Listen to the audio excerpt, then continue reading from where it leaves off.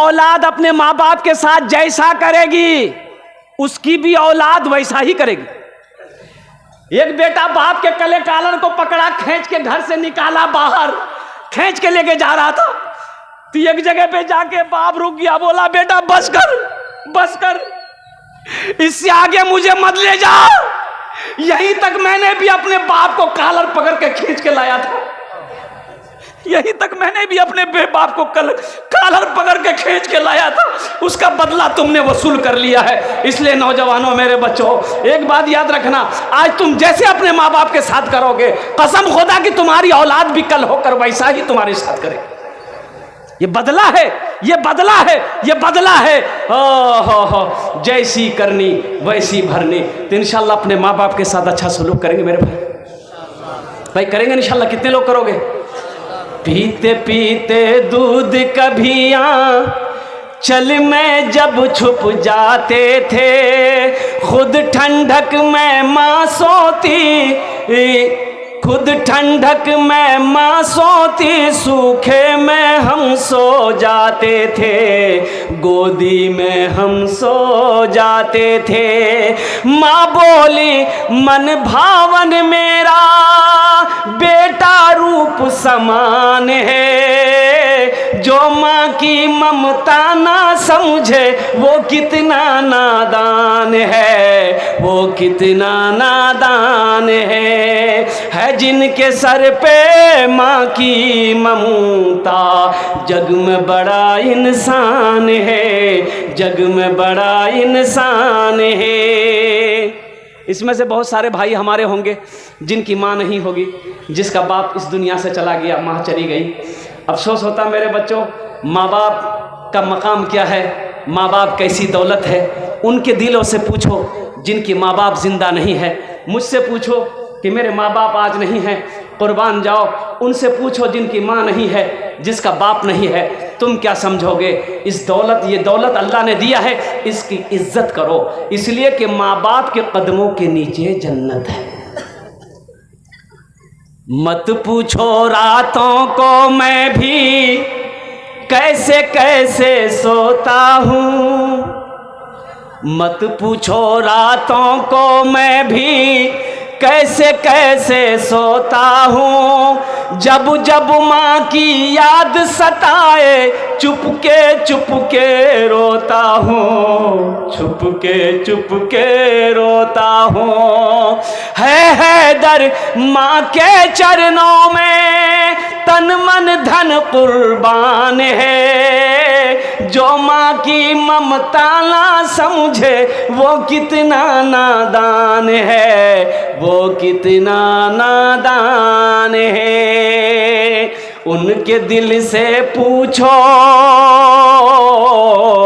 मेरे दिल से पूछो, उनके दिल से पूछो जाकर जिसकी माँ मर जाती है, दिल का आंगन मन की दुनिया सब सूना कर जाती है, सब सूना कर जाती है। माँ ही घर की रौनक है और माँ ही घर की जीनत है, माँ ऐसी हंसती है जिसके कदम के नीचे जन्नत है, कदम के नीचे जन्नत है।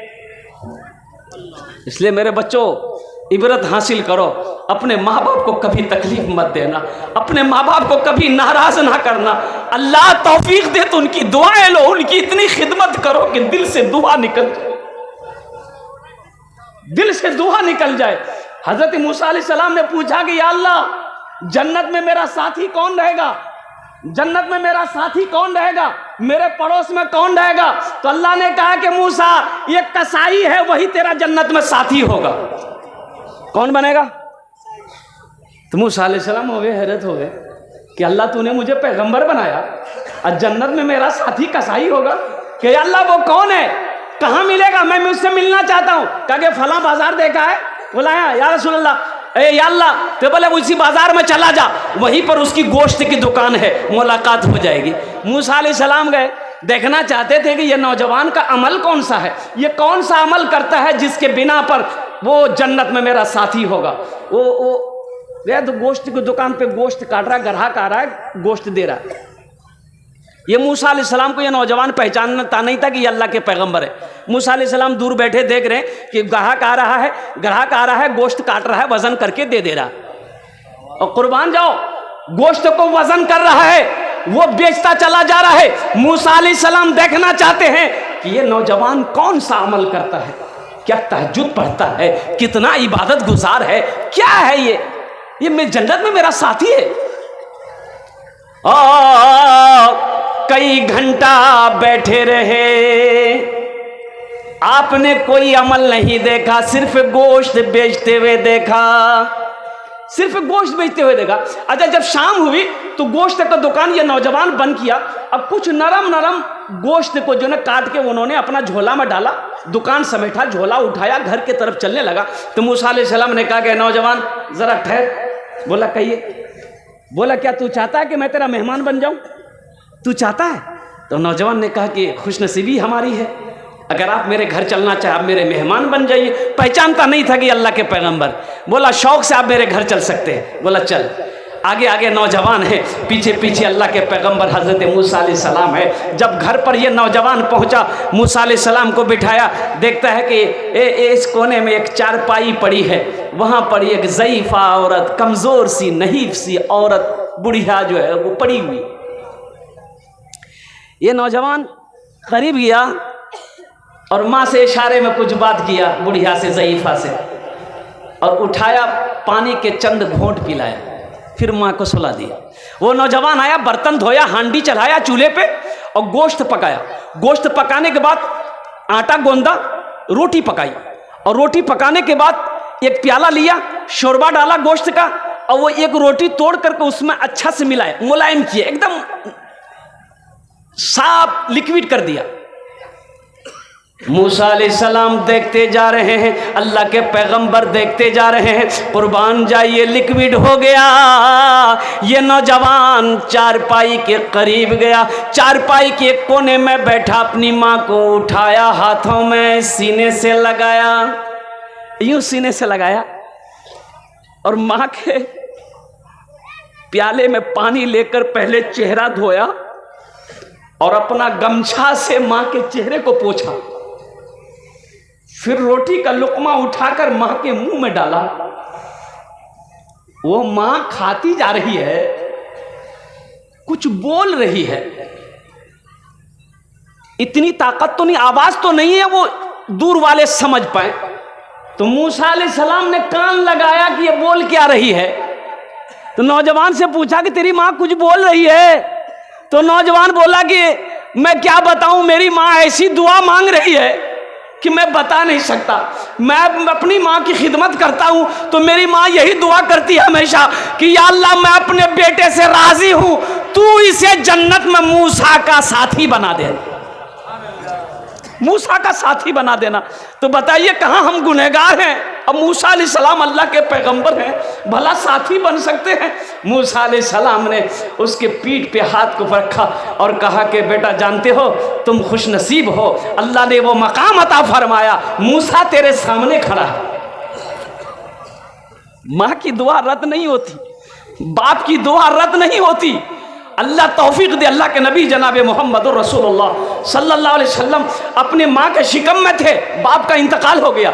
जब 7 साल की उम्र हुई, माँ के साथ मदीना गए थे, मदीना गए थे। अब मदीना से फिर मक्का लौट रहे थे, रास्ते में एक जगह है, एक जगह जिसका नाम है मकाम अबवा, वहीं पर माँ की तबीयत खराब हो गई।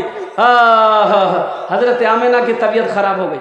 उनके साथ में एक दाई थी, एक खिदमत गुजार वाली थी, हजरत उम्मे अमन रजी अल्लाह ताला अन्हा थी।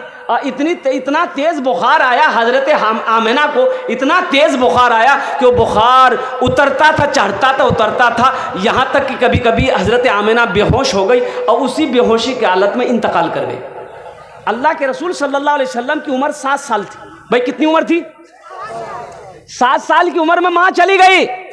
तो अल्लाह के रसूल ने एक मौके पर इरशाद फरमाया, काश मेरी माँ आमिना जिंदा होती, मैं ऐशा की नमाज पढ़ रहा होता, सूरे फातिहा तिलावत कर रहा होता, मेरी माँ आमिना आवाज देती बेटा मोहम्मद, तो मैं नमाज तोड़कर माँ की बारगाह में हाजिर हो जाता। मैं नमाज तोड़कर माँ की बारगाह में हाजिर हो जाता। पीते पीते दूध कभी चल में जब छुप जाते थे, खुद ठंडक में माँ सोती, गोदी में हम सो जाते थे, गोदी में हम सो जाते थे। माँ नया कपड़ा पहन के बैठी है, बच्चा को गोद में लेकर, बच्चा पेशाब कर दिया, माँ को घिन नहीं आती। रात में बिस्तर में बच्चा सोया है, बच्चा पेशाब कर दिया और कोई दूसरा बिस्तर नहीं है, माँ पेशाब की तरफ आके लेट जाती है, अपने बच्चे को सूखे में सुलाती।